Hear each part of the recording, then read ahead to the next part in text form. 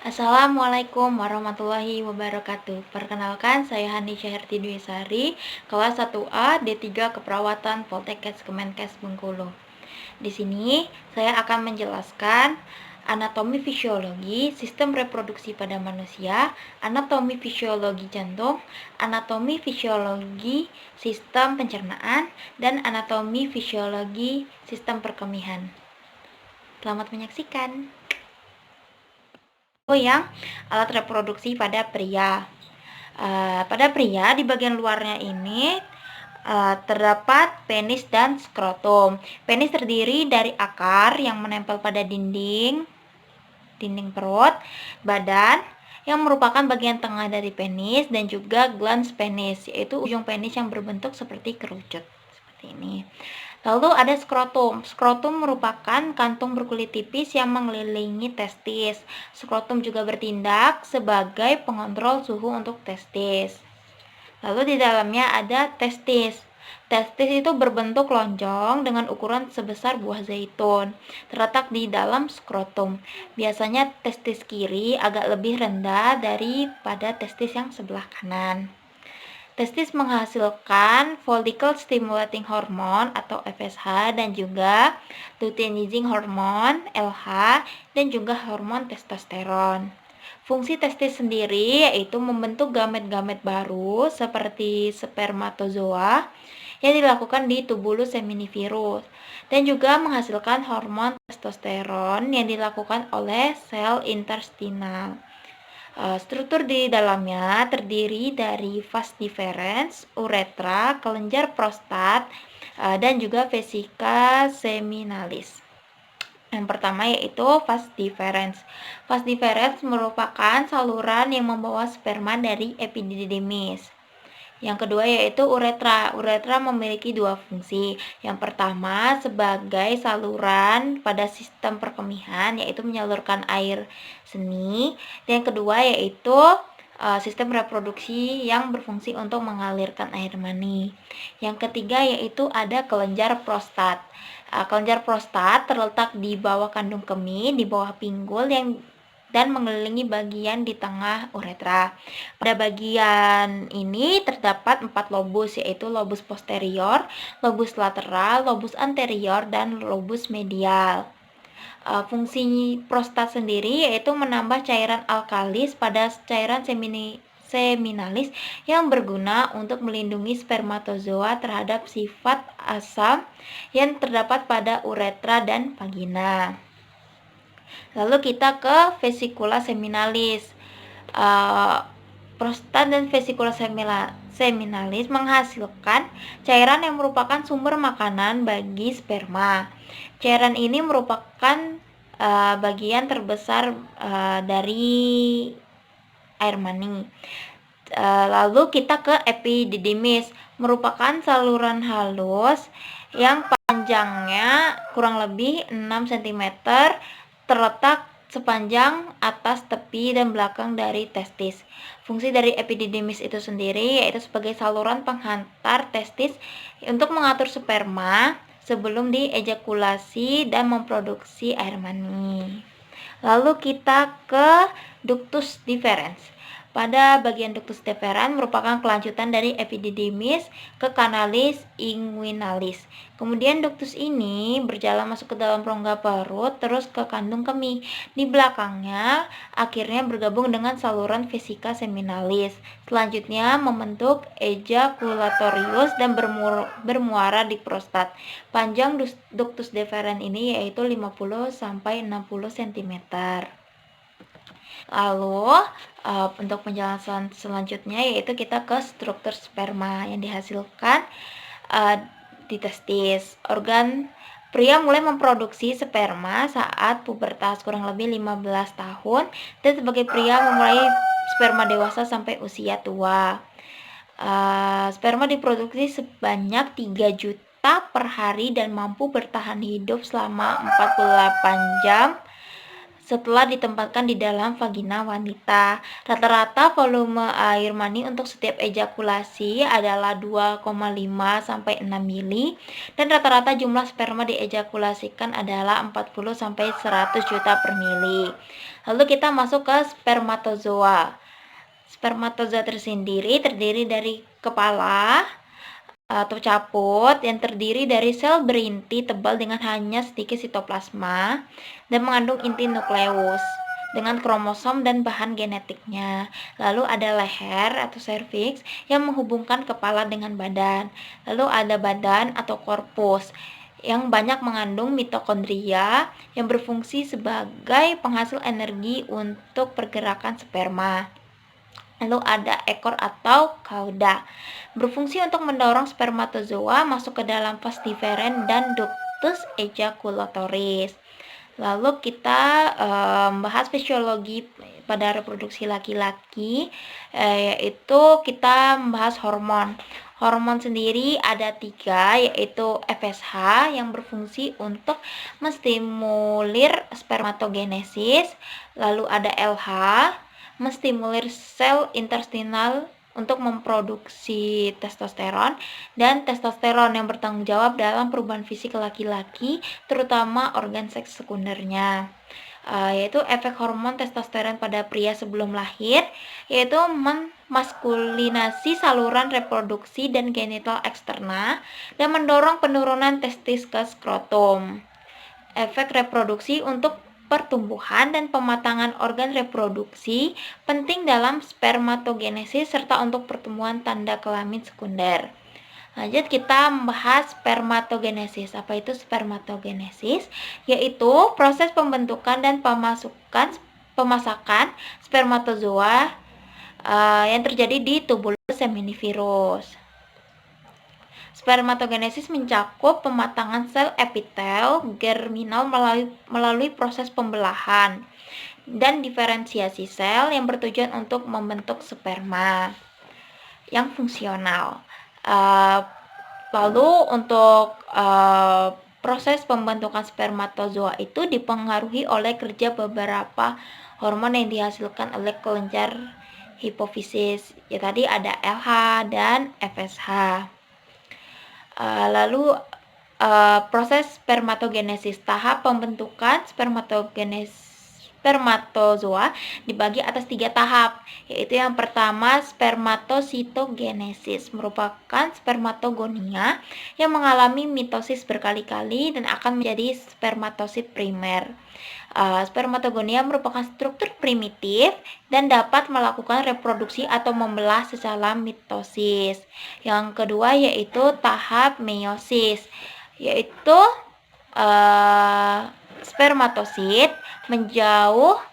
spermatosit primer menjauh dari lamina basalis.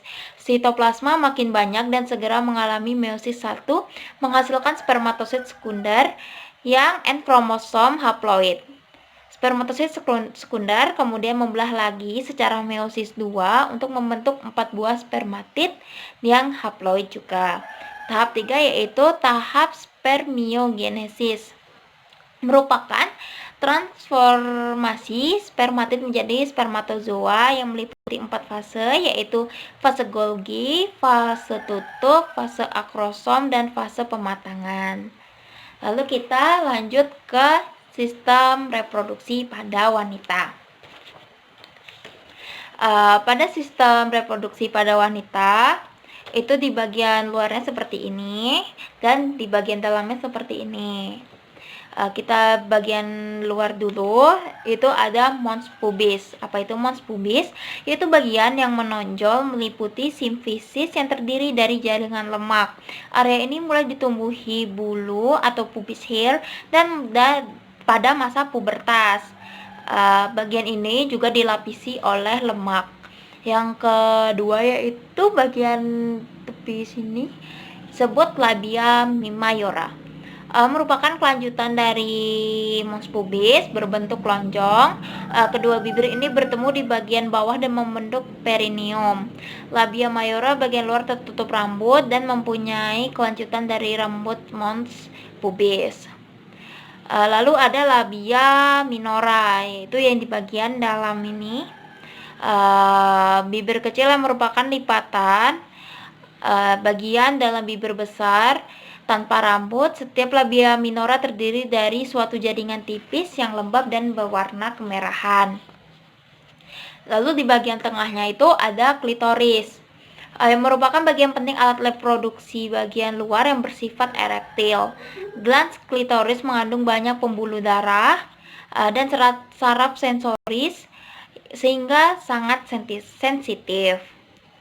Lalu kita ke vestibulum, merupakan rongga yang berada di antara bibir kecil labia minora, dan pada vestibulum terdapat 6 buah lubang, yaitu orificium uretra externa, introitus vagina, 2 buah muara kelenjar, dan juga 2 buah muara kelenjar parauretral dan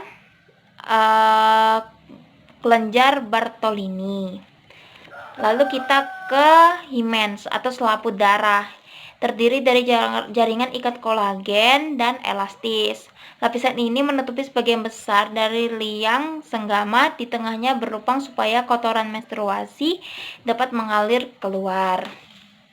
Lalu ada perineum, terletak di antara vulva dan anus, kurang lebih 4 cm, dibatasi oleh otot-otot musculus levator ani dan musculus coccygeus. Oke, kita langsung ke bagian dalamnya. Yang ini yaitu terdapat vagina, merupakan saluran muskulomembraneus yang menghubungkan rahim dengan vulva. Jaringan ini muskulusnya merupakan kelanjutan dari musculus sphincter ani dan musculus levator ani, oleh karena itu dapat dikendalikan. Fungsi utama vagina yaitu saluran untuk mengeluarkan lendir, uterus, dan darah saat menstruasi, alat hubungan seks atau koitus, dan jalan lahir pada waktu persalinan atau partus. Lalu kita ke uterus, merupakan jaringan otot yang kuat terletak di pelvis minor antara kandung kemih dan rektum. Di uterus sendiri terdapat ada corpus uteri, yaitu membentuk segitiga, cervix uteri berbentuk silinder, dan fundus uteri, bagian corpus uteri yang terletak di atas kedua pangkal tuba. Lalu di dinding uterus sendiri terdapat 3 lapisan, yaitu peritoneum, lapisan otot, dan endometrium. Kita langsung masuk ke tuba fallopi. Tuba fallopi merupakan tubulum maskuler dengan panjang 12 cm dan diameternya antara 3-8 mm. Fungsi tuba sangat penting, yaitu menangkap ovum yang telah dilepaskan saat ovulasi sebagai saluran dari spermatozoa, ovum, dan hasil konsepsi. Lalu kita ke ovarium, ini bagiannya. Merupakan kelenjar berbentuk buah kenari, terletak di kiri dan kanan uterus. Dan terletak di bawah tuba fallopi. Dan terikat di sebelah belakang oleh ligamentum latum uterus. Setiap bulan sebuah folikel berkembang dan sebuah ovum dilepaskan pada saat kira-kira pertengahan hari ke-14 siklus menstruasi. Ovarium disebut juga indung telur dan mempunyai 3 fungsi, yaitu 1 memproduksi ovum, yang kedua memproduksi hormon estrogen, dan yang ketiga memproduksi hormon progesteron. Lalu kita membahas fisiologi, yaitu hormon-hormon apa saja yang ada pada alat reproduksi pada wanita, yaitu hormon reproduksi pada wanita yaitu FSH yang berfungsi untuk merangsang pertumbuhan sel-sel folikel sekitar sel ovum, hormon estrogen yang berfungsi untuk merangsang sekresi hormon LH, dan juga ada hormon LH yang berfungsi merangsang terjadinya ovulasi, yaitu proses pematangan sel ovum. Dan yang terakhir ada hormon progesteron yang berfungsi untuk menghambat sekresi FSH dan LH. Lalu Di sini terdapat siklus menstruasi. Siklus menstruasi terbagi menjadi 4, yaitu stadium menstruasi atau desquamasi, di mana endometrium terlepas dari rahim dan adanya pendarahan selama 4 hari. Lalu ada stadium postmenstruum, regenerasi, di mana terjadi proses terbentuknya endometrium secara bertahap selama 4 hari. Dan juga ada stadium intermenstruum atau proliferasi atau penebalan endometrium dan kelenjar tumbuhnya lebih cepat. Lalu ada stadium pramenstruum atau sekresi, yaitu perubahan kelenjar dan adanya penimbunan glikogen untuk mempersiapkan endometrium.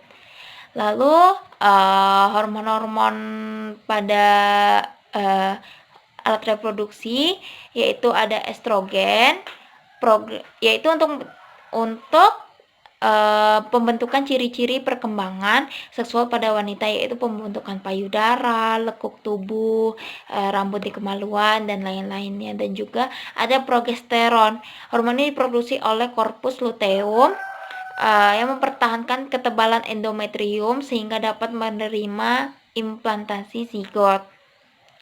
Lalu ada hormon gonadotropin releasing hormone GnRH yang merupakan hormon yang diproduksi oleh hipotalamus di otak. GnRH akan merangsang pelepasan FSH di hipofisis. Lalu ada FSH, follicle stimulating hormone, dan LH, luteinizing hormone. Yang kedua, hormon ini dinamakan gonadotropin, hormon yang diproduksi oleh hipofisis akibat rangsangan dari GnRH. Lalu ada HCG, human chorionic gonadotropin, yaitu mulai diproduksi sekitar sejak usia kehamilan 3-4 minggu oleh jaringan trophoblast placenta yang berfungsi untuk meningkatkan dan mempertahankan fungsi korpus luteum dan produksi hormon-hormon steroid terutama pada masa awal-awal kehamilan. Lalu ada LTH, latrotopic hormone, yaitu diproduksi di hipofisis anterior yang memiliki aktivitas memicu atau meningkatkan produksi dan sekresi air susu di kelenjar payudara. Lalu kita membahas tentang oogenesis. Oogenesis yaitu kira-kira 2 juta oosit pada 2 ovarium, hanya 400 buah yang akan menjadi folikel matang. Folikel matang ini berupa kantung kecil dengan dinding sel epitel di dalam berisi 1 sel telur. Folikel matang berupa kantung kecil dengan dinding sel epitel di dalam berisi 1 sel telur. Tahapan pada oogenesis sendiri hampir sama dengan proses pembentukan sperma pada laki-laki. Untuk video yang kedua yaitu anatomi fisiologi pada jantung. Jantung adalah organ berupa otot yang berbentuk kerucut berongga dengan basis di atasnya dan puncak di bawahnya. Kira-kira seperti ini bentuk jantung. Jantung sendiri sebesar kepalan tangan pemiliknya. Jantung terbagi oleh sebuah septum dan sekat menjadi 2 belah, yaitu kiri dan kanan. Fungsi utama jantung yaitu menyediakan oksigen ke seluruh tubuh dan membersihkan tubuh dari hasil metabolisme atau karbon dioksida. Lapisan pembungkus jantung itu sendiri yaitu dibungkus oleh sebuah lapisan yang disebut lapisan perikardium, di mana lapisan perikardium ini terdiri dari 3 lapisan lagi, yaitu lapisan fibrosa, lapisan parietal, dan lapisan visceral. Lapisan di otot jantung juga dibagi menjadi 3, yaitu epikardium. Epikardium yaitu bagian luar otot jantung yang tadi kita sebut perikardium, visceral, dan juga miokardium, yaitu jaringan utama otot jantung yang bertanggung jawab atas kemampuan kontraksi jantung. Dan yang terakhir endokardium, yaitu lapisan tipis bagian dalam otot jantung atau lapisan tipis endotel sel yang berhubungan langsung dengan darah dan bersifat licin untuk aliran darah, seperti halnya pada sel-sel pada pembuluh darah lainnya. Baiklah, di sini saya akan menjelaskan bagaimana kerja jantung. Yang pertama yaitu darah yang diangkut, yang banyak mengandung sisa-sisa hasil dari metabolisme masuk melalui vena cava superior dan juga vena cava inferior, bagian bawah dan bagian atasnya ini. Lalu masuk ke katup sebelah kanan. Katup sebelah kanan, lalu darah masuk lagi ke ventricle sebelah kanan. Nah, di sini terdapat katup yang bernama katup tricuspid, dan di sini setelah darah masuk semua ke serambi sebelah kanan, yaitu darah masuk lagi ke arteri pulmonari melalui katup pulmonari di sini. Lalu ini menuju ke dalam selaput yang di dalam paru-paru, dan di sana mengangkut oksigen dan membawa kembali darah yang mengandung banyak oksigen ke vena pulmonari sebelah sini masuk, dan dia masuk ke atrium sebelah kiri. Nah, jika atrium sebelah kiri ini sudah penuh, lalu katup di mitral atau katup mitral ini akan terbuka, dan darah yang banyak mengangkut oksigen itu masuk ke ventricle sebelah kiri. Nah, di ventricle sebelah kiri ini darah akan disalurkan lagi ke aorta atau ya ke aorta. Ini melalui katup aorta. Di sini ada katup aorta, dan dari aorta baru disalurkan ke seluruh bagian tubuh. Nah, dan itulah sistem kerja pada jantung. Lalu di jantung ini ada tekanan diastol dan tekanan sistol. Apa itu? Yaitu tekanan diastol, yaitu tekanan di dalam pembuluh darah saat jantung beristirahat. Pada orang dewasa normalnya kira-kira 80 mmHg. Yaitu yang kedua yaitu sistem atau tekanan sistol. Tekanan di dalam pembuluh darah yang timbul pada saat jantung memompahkan darah keluar pada orang normal dewasa kira-kira 120 mmHg. Lalu ada perbedaan arteri dan vena. Arteri itu sendiri yaitu membawa darah yang mengandung oksigen dan jauh dari jantung, kecuali arteri pulmonalis. Arteri sendiri sebagian besar sangat terletak di bawah tubuh, berdinding tebal, tinggi berotot, kecuali arteri tengkorak dan tulang panggung. Memiliki lumen sempit, katup tidak hadir. Ini adalah kemerahan dalam warna. Jadi kalau arteri itu bisa dilambangkan dengan warna merah dan menunjukkan gerakan seperti darah dan memberikan denyut nadi. Darah arteri bergerak dengan tekanan, dan arteri mengosongkan sampai pada saat kematian, dan jika dinding arteri terluka, darah keluar seperti memancar atau mancur di daerah besar di sekitar arteri. Dan apa itu vena? Vena itu membawa darah terdeoksigenasi ke jantung, kecuali vena paru. Ini adalah dangkal dan dalam di lokasi. Ini berdinding tipis dan memiliki lumen yang cukup lebar. Katup memberikan arus searah darah berwarna kebiruan. Ini menunjukkan gerakan lamban darah. Darah dalam pembuluh darah bergerak di bawah tekanan yang sangat rendah. Vena bisa jika dinding vena terluka, darah yang keluar mengumpul di tempat daerah yang terluka. Jadi dia tidak memancar seperti arteri tadi. Apa itu peredaran darah kecil? Yaitu peredaran darah kecil, yaitu peredaran darah yang hanya keluar dari jantung dan melalui paru-paru saja, kemudian akan kembali lagi ke jantung. Seperti yang saya jelaskan tadi. Apa itu peredaran darah besar? Peredaran darah besar adalah peredaran darah yang mengalirkan darah yang kaya oksigen dari bilik ventrikel kiri jantung dan diedarkan ke seluruh jaringan tubuh dan kembali lagi ke jantung. Lalu fungsi limpa yaitu mengakumulasi limfosit dan makrofaga, degrasi eritrosit, tempat cadangan darah, dan sebagai organ pertahanan terhadap infeksi partikel asing yang masuk ke dalam darah. Baiklah, itu penjelasan untuk sistem anatomi fisiologi jantung. Baiklah, untuk video selanjutnya yaitu anatomi fisiologi pada sistem pencernaan. Yang kita tahu sistem pencernaan yaitu sistem organ dalam manusia yang berfungsi untuk menerima makanan, mencernanya menjadi zat-zat gizi dan energi, dan menyerap zat-zat gizi ke dalam aliran darah, serta untuk membuat bahan-bahan makanan yang tidak dapat dicerna atau merupakan proses sisa dari tubuh.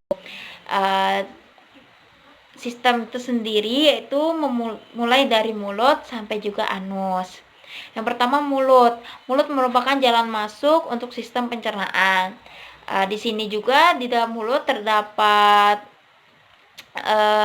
lendir, selaput lendir, dan pengecap yang dirasakan oleh organ perasa yang ada di dalam permukaan lidah. Pengecapan relatif sederhana, terdiri dari manis, asam, asin, pahit, dan penciuman diterima oleh saraf olfaktorikus di hidung dan lebih rumit, terdiri dari berbagai macam bau. Makanan di dalam mulut, makanan akan dipotong oleh gigi depan dan dikunyah oleh gigi geraham dan menjadi bagian kecil yang mudah untuk dicerna. Ludah dari pencernaan akan membungkus bagian-bagian makanan yang telah dipotong tersebut dengan enzim pencernaan dan mulai mencernanya. Ludah juga mengandung antibodi dan enzim, misalnya lisozim, yang memecah protein dan menyerang bakteri secara langsung. Proses yang dimulai secara otomatis. Yaitu kita masuk ke tenggorokan, merupakan penghubung antara rongga mulut dan kerongkongan. Di sini terdiri dari bagian superior atau nasofaring, bagian media atau orofaring, dan bagian inferior yaitu gofaring. Lalu kita ke bagian kerongkongan. Kerongkongan adalah tabung berotot pada vertebrata yang dilalui saat makanan dikeluarkan dari bagian mulut ke dalam lambung. Makanan berjalan melalui kerongkongan dengan menggunakan proses peristaltik. Lalu ada bagian superior, bagian tengah yaitu campuran otot, rangka, dan otot halus, dan juga ada bagian inferior terutama terdiri dari otot halus. Lalu makanan akan masuk ke lambung, daerah lambung yang merupakan organ berongga besar seperti buah kedelai, Lalu terdiri dari 3 bagian yaitu kardia, fundus, dan juga antrum. Lalu di dalamnya terdapat lendir-lendir ini mengandung sel-sel lambung dari kerusakan oleh asam lambung. Setiap kelainan pada lapisan lendir ini bisa menyebabkan kerusakan yang mengarah pada pembentukan tukak lambung. Lalu ada asam klorida. Asam klorida menciptakan suasana yang sangat asam yang dibutuhkan oleh pepsin guna memecah protein. Lalu ada prekursor pepsin, yaitu enzim yang memecah protein. Lalu makanan akan masuk ke usus halus. Di dalam usus halus atau usus kecil, yaitu saluran pencernaan yang terletak di antara lambung dan usus besar. Dinding usus kaya akan pembuluh darah yang mengangkut zat-zat yang diserap ke hati melalui vena porta. Lalu ada di bagian usus halus sendiri terbagi menjadi 3, yaitu usus 12 jari atau duodenum, dan usus kosong jejunum, dan juga usus penyerapan kembali. Lalu ada usus besar. makanan yang sudah masuk ke usus halus dan dicerna, kemudian selanjutnya akan disalurkan ke usus besar. Usus besar atau kolon dalam anatomi adalah bagian usus antara usus buntu dan rektum. Fungsi utama organ ini adalah menyerap udara dari feses. Usus besar terdiri dari kolon ascendens yang sebelah kanan, kolon transversum, kolon descendens sebelah kiri, dan kolon sigmoid, yaitu terkait dengan rektum. Lalu di usus ini terdapat umbai cacing, atau orang banyak menyebutnya dengan appendix. Adalah organ tambahan yang ada di usus buntu, dan ini sering terjadi infeksi yang disebut appendicitis atau radang umbai cacing. Lalu kita ke rektum atau anus, yaitu bagian terakhir dari sistem pencernaan sendiri, yaitu sebuah ruang yang berawal dari ujung usus besar yang berakhir di anus. Feses organ ini sebagai tempat penyimpanan sementara. Biasanya rektum ini kosong karena tinja disimpan di tempat yang lebih tinggi, yaitu pada kolon descendens. Jika kolon descendens penuh dan tinja masuk ke rektum, maka timbul permintaan untuk buang air besar atau BAB, dan mengembang dinding karena bahan penumpukan di dalam rektum akan membutuhkan sistem saraf yang membutuhkan. Lalu kita ke pankreas. Nah, pankreas ini termasuk dalam sistem pencernaan. Pankreas adalah organ pada sistem pencernaan yang memiliki dua fungsi utama, yaitu menghasilkan enzim pencernaan serta beberapa hormon penting seperti insulin. Pankreas terletak pada bagian posterior perut dan terhubung erat dengan duodenum. Pankreas sendiri terdiri dari dua jaringan dasar, yaitu asini dan pulau pankreas. Lalu ke hati. Hati merupakan organ yang terbesar di dalam tubuh yang memiliki berbagai fungsi. Beberapa yang terkait dengan pencernaan, organ ini berperan penting dalam interaksi dan memiliki beberapa fungsi dalam tubuh, termasuk penyimpanan glikogen, sintesis protein plasma, dan penetral obat. Lalu ada kantung empedu. Kantung empedu adalah organ berbentuk buah pir yang dapat menyimpan sekitar 50 mili empedu yang dibutuhkan tubuh untuk proses pencernaan. Lalu apa sih fungsi empedu itu sendiri?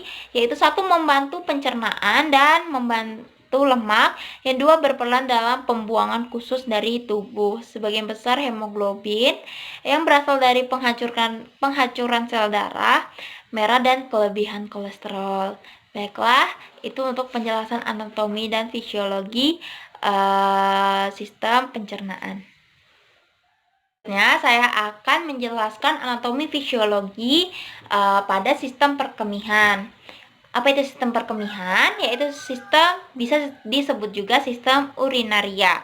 Adalah sistem di mana terjadinya proses penyaringan darah sehingga darah bebas dari zat-zat yang tidak dipergunakan oleh tubuh dan menyerap zat-zat yang masih dipergunakan oleh tubuh.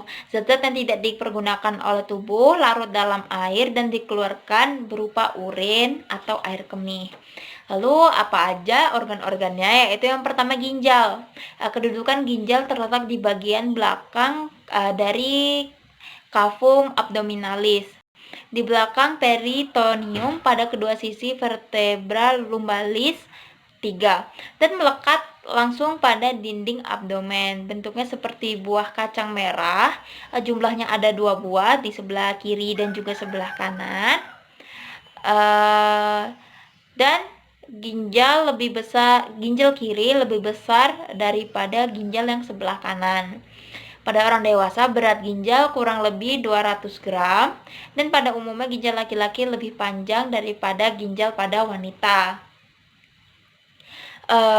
Di bagian ginjal sendiri ada yang pertama, yaitu kulit ginjal atau korteks. Pada kulit ginjal terdapat bagian yang bertugas melaksanakan penyaringan darah yang disebut nefron. Pada tempat penyaringan darah ini banyak mengandung kapiler-kapiler darah yang tersusun bergumpal-gumpal disebut glomerulus. Tiap glomerulus dikelilingi oleh Simpel Bowman dan gabungan antara glomerulus dengan kapsul Bowman disebut dengan badan Malpighi. Lalu ada sumsum ginjal atau medula, bagian ini, yaitu terdiri dari beberapa badan berbentuk kerucut yang disebut piramid renal. Dengan dasarnya menghadap ke korteks dan puncaknya disebut apex atau papilla renis. Lalu ada rongga ginjal atau pelvis renalis. Pelvis renalis adalah ujung ureter yang berpangkal di ginjal, berbentuk corong lebar sebelum berbatasan dengan jaringan-jaringan di ginjal. Pelvis renalis bercabang 2 atau 3 disebut calyx mayor, yang masing-masing bercabang berbentuk beberapa calyx mayor yang langsung menutupi papilla renis dan piramid. Apa itu fungsi ginjal? Yang pertama adalah mensekresikan zat-zat sisa metabolisme yang mengandung nitrogen, misalnya amoniak, dan mensekresikan zat-zat yang jumlahnya berlebihan, mengatur keseimbangan air dan garam dengan cara osmoregulasi, dan mengatur tekanan darah dalam arteri dengan mengeluarkan kelebihan asam atau basa. Lalu kita ke ureter. Bagian ureter sendiri terdiri dari dua saluran pipa panjang yang masing-masing bersambung dari ginjal ke kandung kemih atau vesika urinaria. Panjangnya kurang lebih 25 sampai 30 cm dengan penampang kurang lebih 0,5 cm. Lapisan dinding ureter terdiri dari dinding luar bagian ikat, jaringan fibrosa, lapisan tengah yaitu otot polos, dan juga lapisan sebelah dalam yaitu lapisan mukosa. Lalu ada vesika urinaria atau kandung kemih. Nah, kandung kemih dapat mengembang dan mengempis seperti balon karet karena jika terisi dengan air yang sudah disaring di dalam ginjal, lalu dia akan menampung air tersebut, sisa dari metabolisme. Lalu ada uretra. Uretra merupakan saluran sempit yang berpangkal pada kandung kemih yang berfungsi untuk menyalurkan air kemih keluar. Pada laki-laki berjalan berkelok-kelok melalui tengah-tengah prostat, kemudian menembus lapisan fibrosa yang menembus tulang pubis ke bagian penis yang panjangnya kurang lebih 20 cm. Kalau pada wanita terletak di belakang simfisis pubis, berjalan miring sedikit ke arah atas dan panjangnya kurang lebih 3 sampai 4 cm. Lalu kita membahas tentang urin. Jadi di sini sifat-sifat urin yaitu jumlah ekskresinya dalam 24 jam yaitu kurang lebih 1500 cc, itu tergantung dengan masuknya air atau cairan dan faktor lainnya. Lalu ada warna bening, muda, dan bila dibiarkan akan menjadi keruh. Warna kuning tergantung dari kepekatan, diet obat-obatan, dan sebagainya. Bau khas kemih bila dibiarkan terlalu lama maka akan berbau amoniak. Berat jenis 1015 sampai 1020, dan reaksi asam bila terlalu lama dan menjadi alkalis, tergantung pada diet atau sayur yang menyebabkan reaksi alkalis itu sendiri. Lalu ada komposisi air kemih, yaitu air kemih terdiri dari kira-kira 95% air, zat-zat sisa nitrogen dari hasil metabolisme protein asam uretra, amoniak, dan juga kreatinin. Lalu bagaimana mekanisme pembentukannya, yaitu tahap-tahapannya, yaitu yang pertama proses filtrasi. Ini terjadi di glomerulus. Proses ini terjadi karena permukaan aferens lebih besar, maka terjadi penyerapan darah, sedangkan sebagian yang tersaring adalah bagian cairan darah kecuali protein, dan cairan yang tersaring ditampung oleh kapsul Bowman yang terdiri dari glukosa, air, sodium klorida, sulfat bikarbonat, dan lain-lain. Lalu masuk ke proses reabsorpsi. Terjadi reabsorpsi yaitu penyerapan kembali sebagian besar dari glukosa, sodium klorida, fosfat, dan beberapa ion karbonat. Prosesnya terjadi secara pasif yang dikenal dengan obligator reabsorpsi terjadi pada tubulus atas. Sedangkan pada tubulus ginjal bagian bawah terjadi kembali penyerapan dari sodium dan ion karbonat. Bila diperlukan akan diserap kembali ke dalam tubulus bagian bawah. Penyerapan ini terjadi secara aktif, dikenal dengan reabsorpsi fakultatif dan sisanya dialirkan ke pupila renalis. Lalu kita ke bagian terakhir pada tahap pemburukan urin, yaitu augmentasi atau pengumpulan. Proses ini terjadi dari sebagian tubulus contortus distal sampai tubulus pengumpul. Pada tubulus pengumpul masih terjadi penyerapan lagi ion natrium, natrium klorida, dan urea sehingga terbentuklah urin sesungguhnya. Lalu kita ke ciri-ciri dari urin normal. Rata-rata dalam satu hari 1-2 liter, tapi berbeda-beda sesuai jumlah cairan yang masuk. Warnanya juga bening orange, pucat, tanpa endapan. Baunya tajam. Reaksinya sedikit asam terhadap lakmus dengan pH rata-rata 6. Baiklah, itu penjelasan dari anatomi fisiologi pada sistem perkemihan dan juga menutup video kali ini. Apabila ada kesalahan kata saya mohon maaf, pada Tuhan saya mohon ampun. Wabillahi taufiq wal hidayah. Wassalamualaikum warahmatullahi wabarakatuh.